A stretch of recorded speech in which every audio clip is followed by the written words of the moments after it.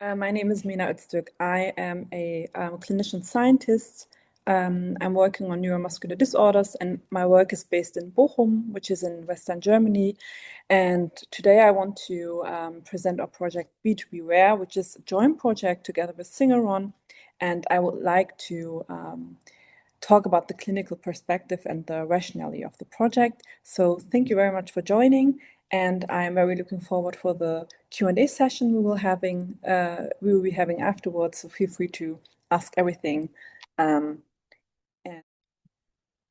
so let me start by putting the scale of the problem of B2B-RARE into perspective. So in the European Union alone, around 36 million people live with a rare disease.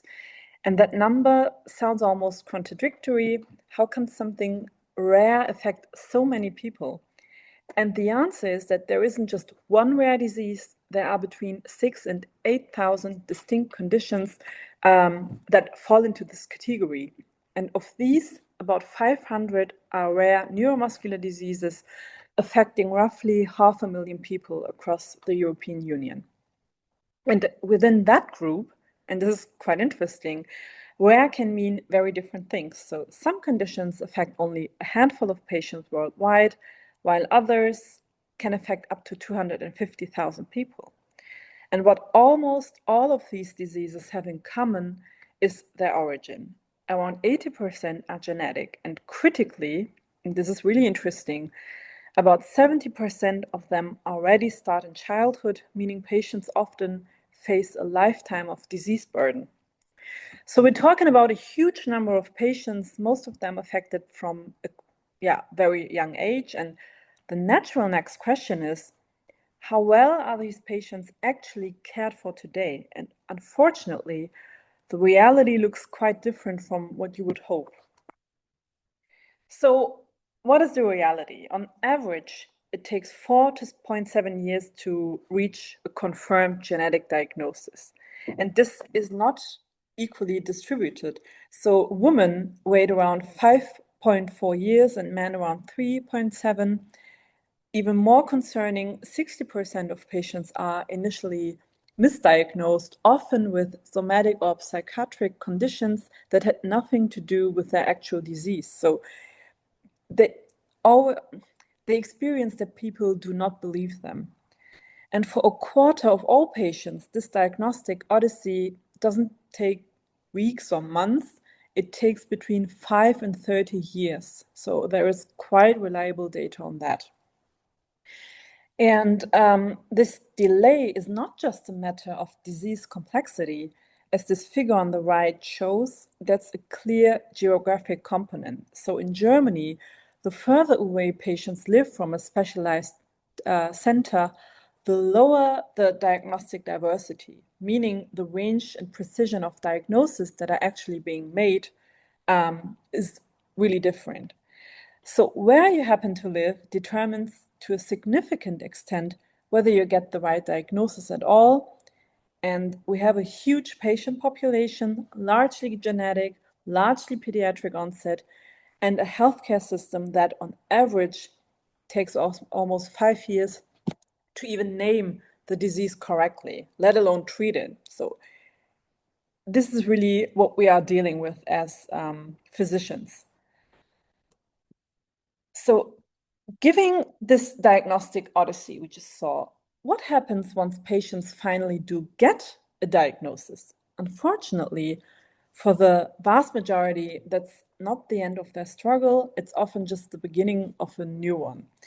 So of the more than 400 genes known to cause neuromuscular diseases, there is barely causal treatment for the vast majority. So gene therapies do exist, but they only cover a handful of the most common subtypes, like SMA, might have heard of it, leaving hundreds of rarer genetic causes completely untreated. And it gets even more complicated in consanguineous families. So when the parents are related, patients can carry two disease-causing genes at once. So we call this double trouble cases. And even if a gene therapy exists for one of those two defects, the patient can remain symptomatic and untreated overall. And I mean, of course, these patients also need help. And part of the reason we know so little about these mechanisms is that the current gold standard for research, muscle or nerve biopsy, is invasive, and clinicians are increasingly reluctant to perform it. And as a result, biomaterial for research is scarce, and our understanding of these diseases lags behind. So the result of all this is a substantial burden, not just on the patient themselves, but on their families, who often become full-time caregivers, and on the healthcare system, which bears the cost of a chronic, often progressive disease with no effective intervention. And this is really the gap our pipeline is designed to close. So let me show you how we get quite literally from a minimally invasive skin biopsy to a personalized treatment decision.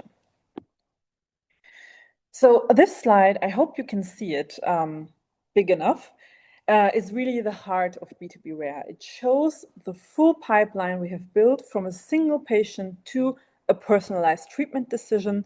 Let me walk you through it step by step. So step one is the skin biopsy and fibroblasts. Everything starts with patients affected by rare neuromuscular diseases. And instead of the classical muscle or nerve biopsy, which is invasive and increasingly avoided, we take a single, minimally invasive skin punch biopsy. So this one biopsy is actually split into 3 parts, which we will use at different stages of the pipeline. I will show you. And the first part is used to establish a fibroblast culture. So this might sound like a detour, but fibroblasts are actually an excellent model here.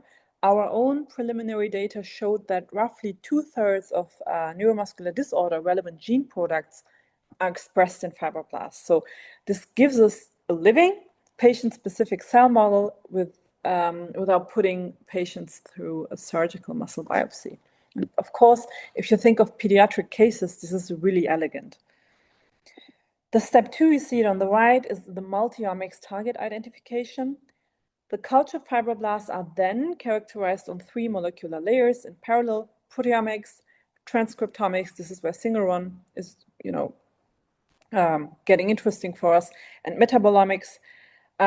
Transcriptomics is done as bulk RNA sequencing because a cultured fibroblast population is largely homogeneous, so we don't need single cell resolution, and bulk sequencing gives us excellent depth at reasonable cost. And the idea across all 3 omics layers is that no single layer tells the whole story. A mutation might not change protein amount, but it might change the function or downstream metabolic flux. So combined, they give us a molecular fingerprint of what's disturbed in each patient's cells. And let me really highlight that if we diagnose patients, we do not do this. So this is only research and extra effort. People do not get characterized in Germany or in the vast majority of the European Union. They will never, ever learn what is going on the cell level. So after that, there is the AI-driven drug identification below it. So the combined multi-omics results are run through bioinformatic and AI-based pipelines with some partners I will show you. And we map the disturbed pathways onto molecular networks like KEGG or string, reactome. There are different ones. And we really want to pinpoint the dominant pathomechanism, then query drug interaction databases for already approved drugs known to act on exactly that mechanism. And this is really the drug repurposing logic. Instead of developing a new drug from scratch, which will take decades, we look for existing safety-proven compounds that could be repositioned for this single patient. After that, any candidate drug is first tested directly on the patient's own fibroblasts, which we have. Does it correct the pathomechanism? Is cellular fitness restored? And only candidates that pass this in vitro test move forward. And after that, this is a critical safeguard, and it uses the second part of that same original skin biopsy, the part we cryopreserve specifically for this purpose. Fibroblasts in culture are a quite convenient model, but they are not the cell type, of course, that's actually suffering in these diseases. That's nerve and muscle cells. And we go back to the intact tissue and perform single nucleus RNA sequencing directly on it. This is where single one is again supporting us. And note, please, that this is methodologically different from the bulk transcriptomics in step 2. Single nucleus resolution lets us assign the pathomechanisms to the specific vulnerable cell type, confirming it's not just a cell culture artifact. And after that, only once that validation holds up, we move to the final step, and this is really the repurposed drug is administered to the patient as an individualized treatment. So in summary, this pipeline takes us from a single minimally invasive biopsy through molecular target discovery, AI-assisted drug matching, preclinical testing, and tissue-level validation, and all the way to a personalized treatment decision. And we're applying it to a cohort of 120 patients within this project, and this is the framework. So in short, I know this was a lot of information, but you really cannot leave details out here because the pipeline is really what gets the patient characterized in the best way possible. So we have some partnerships on this project. This is 3 clinical partners, which is the University Hospital in Düsseldorf, in Essen, and in Bochum. I am coming from Bochum. We have Singeron, of course, and then we have ESAS. They do the multiomic part, and the Lead Discovery Center, they are supporting us with the drug repurposing. This is a little project overview. This is just in short what I have just showed you. This is a 3-year pipeline, and now we are in the 3rd quarter of year 2, and everything until now has worked within the time frame we have set at the beginning. So this has really, really well worked out, and we are very thankful for all partners who made that happen.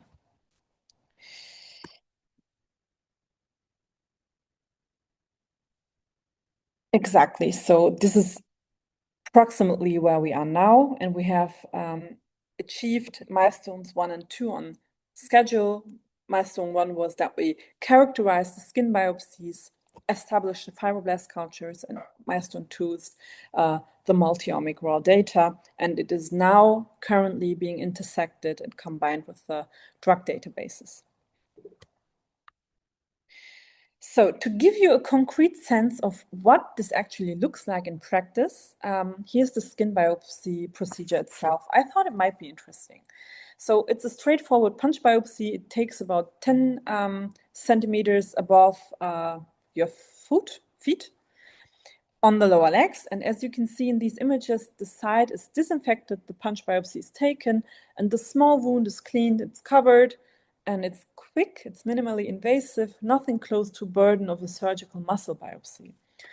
And once the sample is taken, it's placed directly into a collection tube as shown at the bottom, and then it's transferred to the centers, as we discussed earlier. What we are doing in Bochum, where I'm working, is we do microscopic analysis on the skin biopsies. So here you see a reference picture of a healthy person. And this is a PGP 9.5 staining, and this really stains small nerves in the epidermis. You see the bright red stain, all small little nerves. This is how it has to look like.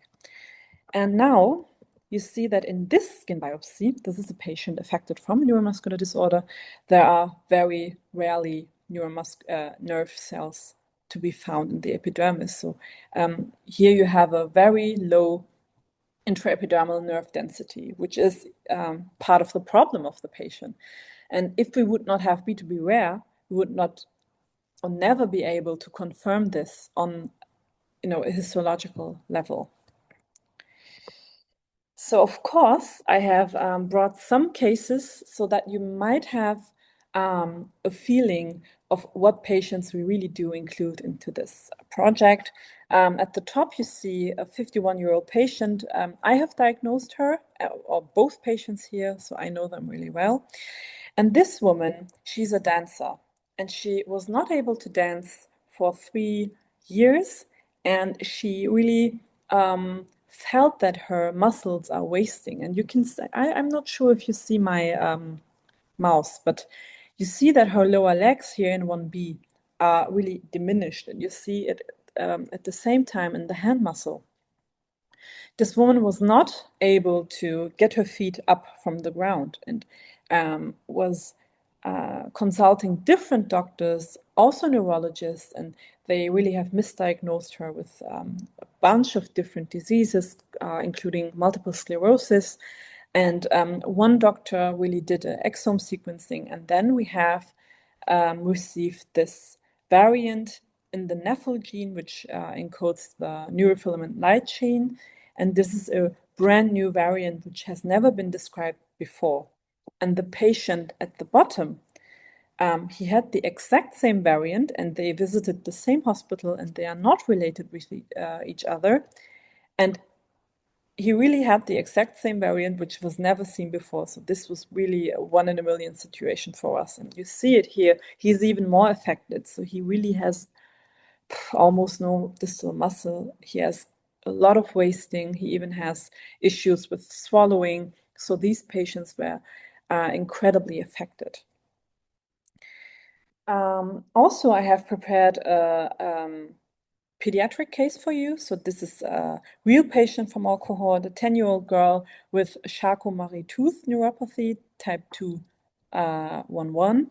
So this is a type of neuropathy which is hereditary. I really do not want to get into detail, but it encodes a channel, and that channel is controlling potassium and chloride flux into the neurons.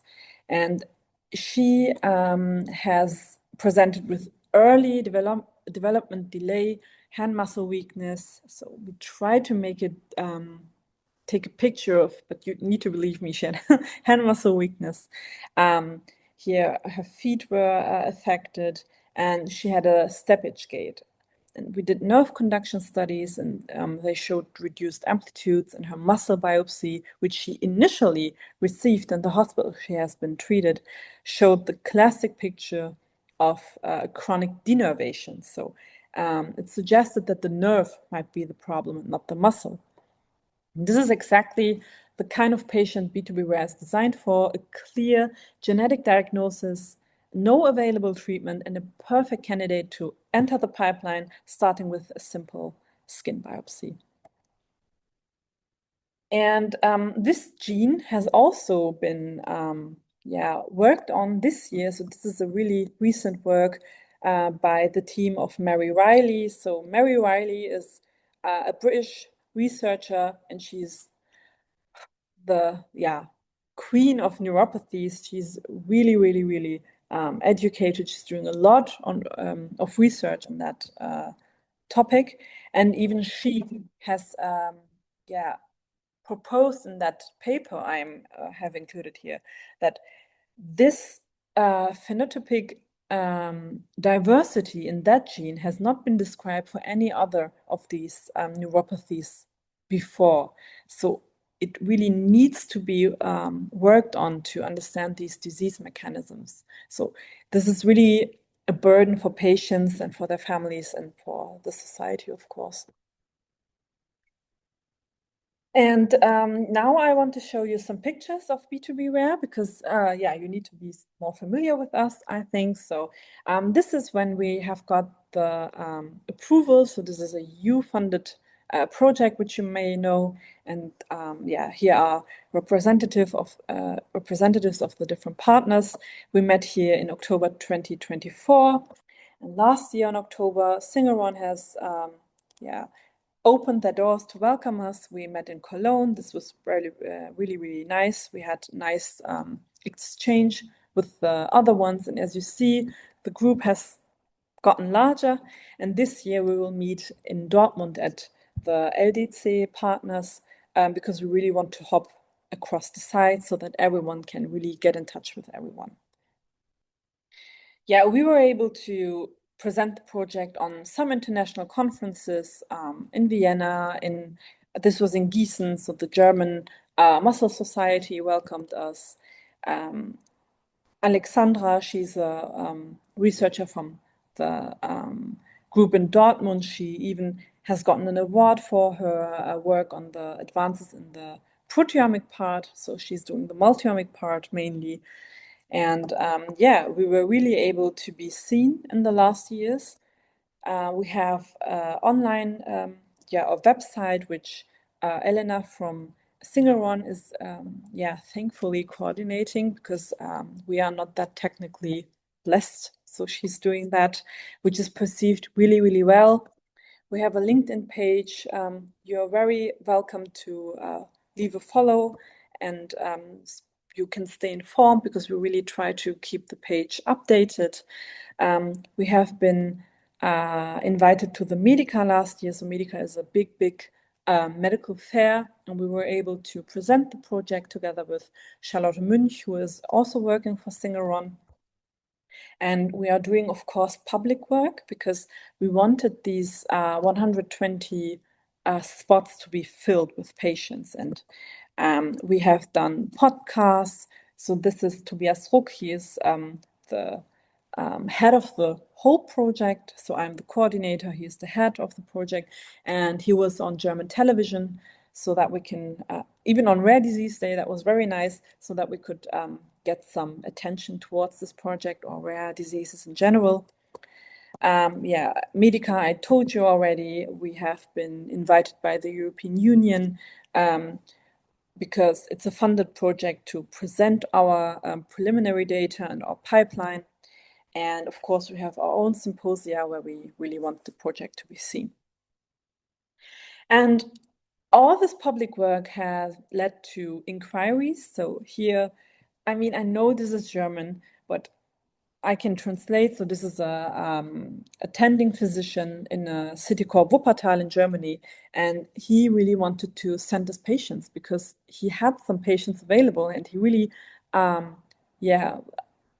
was keen to let them flow through the pipeline we have built. So that was very, very nice that these patients, of course, get seen because 120 spots are filled up very fast. And this is what we have also seen. So we have not had a single issue with recruiting of patients. And I think this is also highlighting the need for working on that dimension. And here you can see how a worried wife of a man who has a genetic neuropathy has reached out to us and who wanted to get his husband to join us. Yeah, and as an outlook, I think, or I hope that I have shown you that we have built a consortium who has established a bench-to-bedside approach for the rare neuromuscular disorders who really have, really no straw, which leads to a therapeutic approach. And we really think that this consortium has also strengthened North Rhine-Westphalia. So this is really the area that we live in Germany, because all of these partners are in the same area. And of course, what you can also think of is that this pipeline is not only applicable to rare neuromuscular disorders. You can do it with cardiological disorders, with gastrointestinal disorders. So this is really a pipeline which can work towards each and every dimension you wish for. And I think the most important thing is that you strengthen these partnerships, that you talk with them in the best interest of your patients. And all the data we are generating will be included into the treatabilome so that physicians, for example, in Indonesia, when they discover that their patient has this or that variant, can see what clinical or mechanistic implications that case of ours had, and maybe be able to perform better informed decisions for his patients. So this is really generating a societal added value. This is what we believe in. This is why we were very happy that this project has gotten approved 2 years ago. And with that, I want to thank you for your attention. I am hoping that you might have some questions, and I will hand over to Aparna, who will present some insights about sequencing.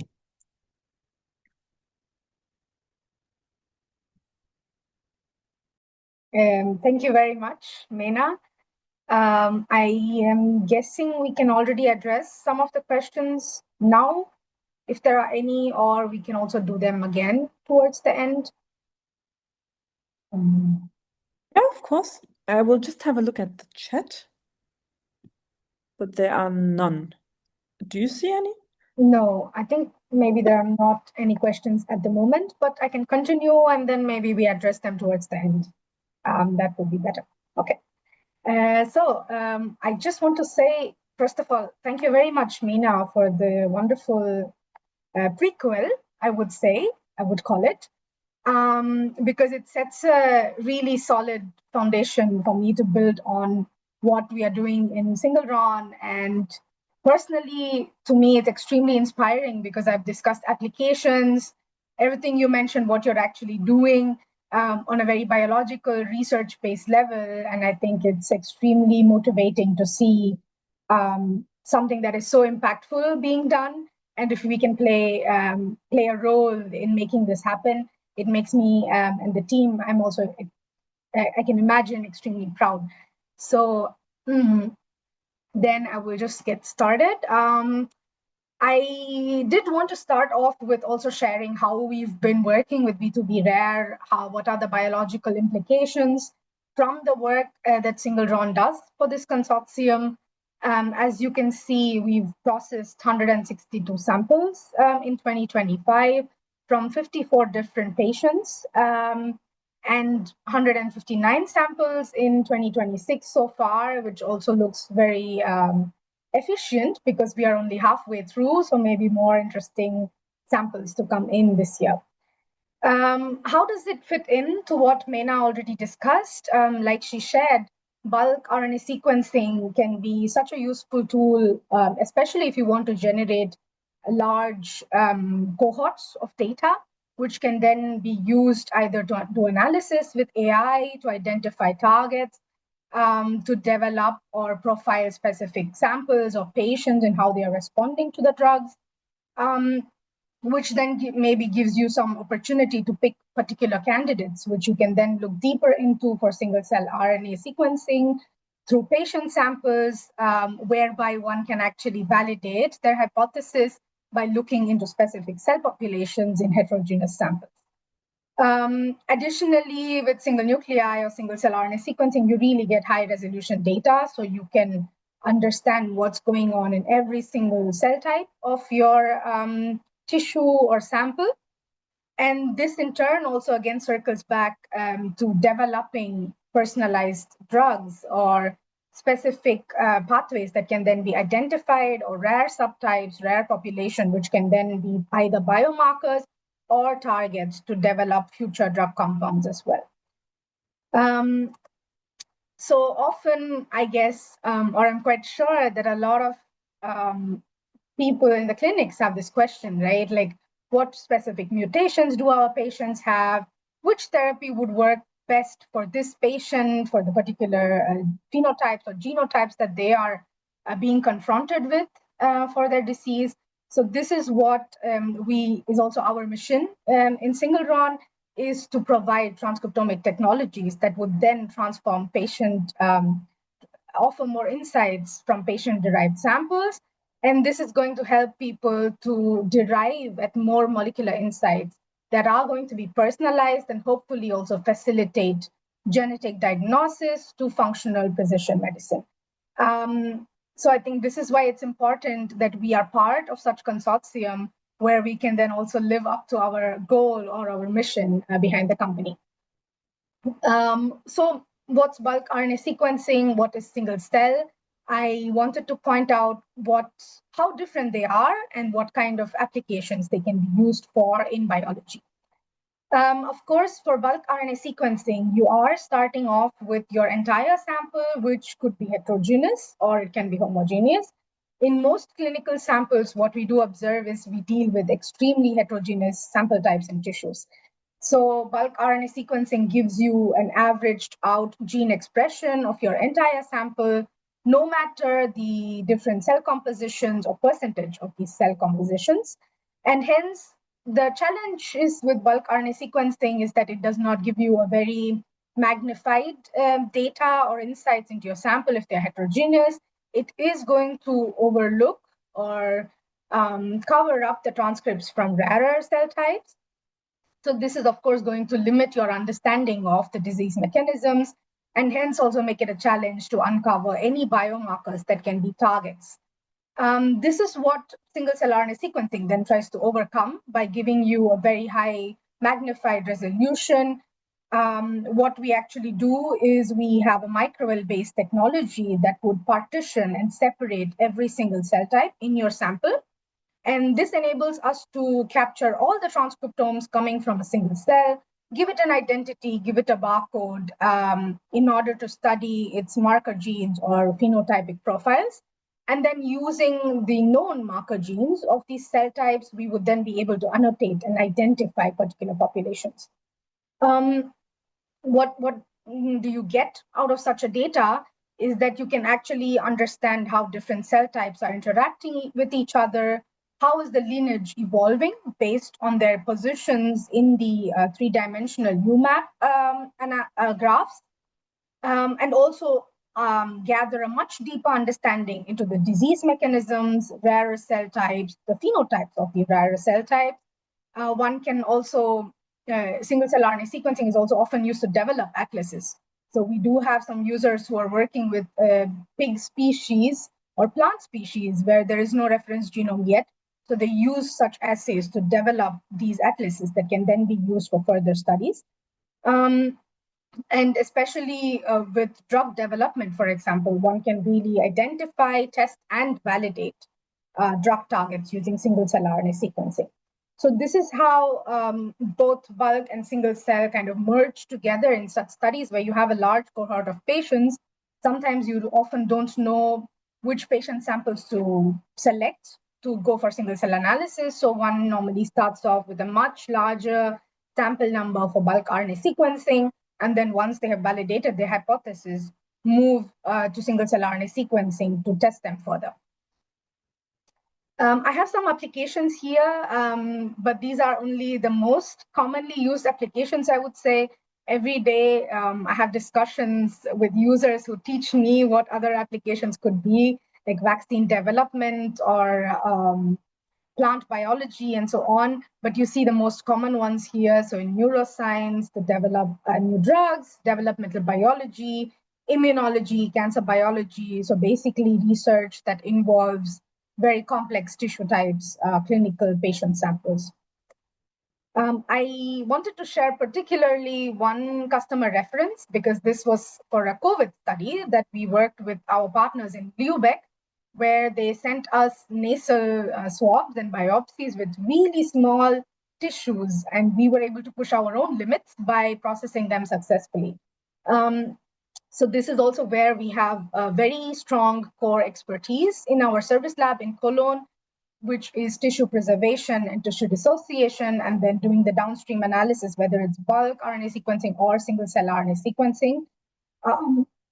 And our main goal is not just to offer single cell RNA sequencing, but to do it in a very simplified way, which means that other than offering end-to-end services in our Cologne lab, we also have our own technology and instruments. The core technology, which you can see here, is basically being handled by my colleague in Cologne using a P200 pipette. So this is how we perform our single-cell RNA sequencing in an extremely straightforward, simple manner. This chip looks like how it looks here, like a microscopic slide with 150,000 microwells, where we would then capture the single cells and then perform the workflow further. But I just wanted to have this slide to say that eventually, if any lab or any group ever wants to do this workflow by yourself in the lab, this is very much possible, and we will help you establish it as well. So like I mentioned, we are experts in tissue dissociation, so it's important to share what type of samples or how many samples we've processed so far. So we are a global company with offices in Europe, UK, USA, Singapore, and Cologne. And we have processed so far 2,000 plus sample types from 50 plus different species. And in terms of number of single cell sequence, this is more than 1 billion single cells. We are backed up by scientific publications and have several projects that we work with. To summarize how our single cell RNA sequencing service actually works, so we generally have discussions, or we consult with our users to understand what is their final goal behind performing this project, what different cell types they're actually interested in, what's the biological relevance. So we really try to understand the goal of the people that we work with. And then they ship us the fresh samples, cryopreserved cells, or snap frozen tissue. This, of course, varies based on the samples they have. Also, we work with FFPE tissue. So then we perform the tissue dissociation, single cell partitioning, library prep, sequencing, data analysis, and then we offer the data reports to our users. Additionally, we can also do customized bioinformatics. So based on the first or initial reports that you get, if you identify anything interesting, people can always reach out to us, say, hey, we want to look into these specific clusters more specifically to identify pathways or cell-cell communication, for example. And then we would have our bioinformaticians spend time and resources to then work on these customized bioinformatic projects. And of course, there are always questions when it comes to the initial stages of project planning, sample type, what would work, what would not work. So this is why we really also focus on this whole consultation part where we plan the project with you. And so far, I've discussed the overall technology, what we do in Cologne, our service, and so on. But I did want to mention that we do more than just single cell RNA sequencing and single nuclei RNA sequencing. We do believe in having products or solutions that would add more layers of information in order to support your projects. So this ranges from immune receptor sequencing, targeted mutation or targeted viral transcript capture. So this could be SNVs, specific gene fusions that you're interested in capturing at the single cell level. And in addition, you would also get the whole cell transcriptome. But let's say you have certain rare transcripts that may not get captured when we do a general poly-A capture of the transcriptome. Then with this targeted capture, we can really have a much higher sensitivity and detectiveness in these rare transcripts. For people interested in studying glycosylation levels, in addition to single cell RNA sequencing, we offer specific solutions. One can also study the RNA dynamics, which is basically the velocity of new versus pre-existing mRNA under different conditions. We also offer single cell attack sequencing, processing of FFPE tissue, and also full-length mRNA sequencing. So far, the single cell mRNA sequencing that I mentioned, we do a poly-A based capture from the 3' end, which means there is always a 3' bias. So you do not really get the complete transcriptome sequence. So this is why we also have a full-length mRNA sequencing at the single cell level. And I can tell you that some of these solutions are unique to single-RON. You would not find anybody else offering some of these solutions. So we also try to develop solutions that are not there or not yet available so that people can then think and maybe identify newer applications or uncover new sets of information from their data. I also wanted to mention our current as well as past collaborators. As you can see, this slide is quite full. Hopefully we have a longer slide next time for this. But we are partners in several clinically relevant consortium. We also partner with other smaller companies like Immune Watch or Doppelganger, so Immune Watch is working with further understanding immune receptor sequences, and Doppelganger is our partner for metabolomics. So using the single cell data that you get from single RON, one can also do single cell metabolomics if they're interested in these assays. So we try to partner to really offer multi-omic solutions to our users and make the best out of the data that they get from us. To say that you can also contact us. So the B2B-RARE program, I have shown you the web page, or on LinkedIn, you can always reach out, and we will get back to you as soon as we can. So this is not the only possibility to get in touch with us. We would love to discuss with you. That is nice. So I'm guessing if there are no more questions, we can wrap the webinar up. Thank you everybody very much for joining. Also, like Mena mentioned, you can reach out to her or through the B2B-RARE website if you have any questions. Single RON, we also have our website and a contact us page. So if you want to discuss any project, application, think about possible projects for the research that you're doing, I would be happy to consult and just brainstorm and discuss some ideas with everybody. So feel free to reach out to us.